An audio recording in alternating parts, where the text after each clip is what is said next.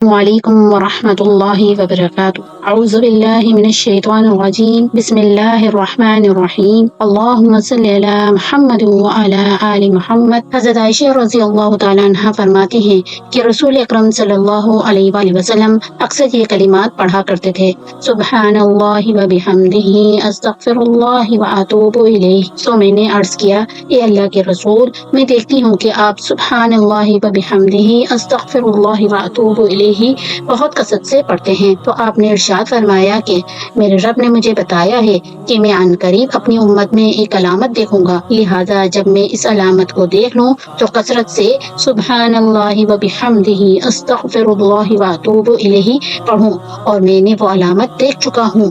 اذا جاء نصر اللہ والفتح ورأیت الناس يدخلون في دین اللہ افواجا فسبح بحمد ربک واستغفرہ انہ کان توابا۔ ترجمہ: جب اللہ کی مدد آ پہنچی اور فتح، اور آپ لوگوں کو اللہ کے دین میں جوک داخل ہوتے ہوئے دیکھ لیں، تو آپ اپنے پروردگار کی تسبیح و تحمید کیجیے اور اس سے استغفار کیجیے، بے شک وہ بڑا توبہ قبول کرنے والا ہے۔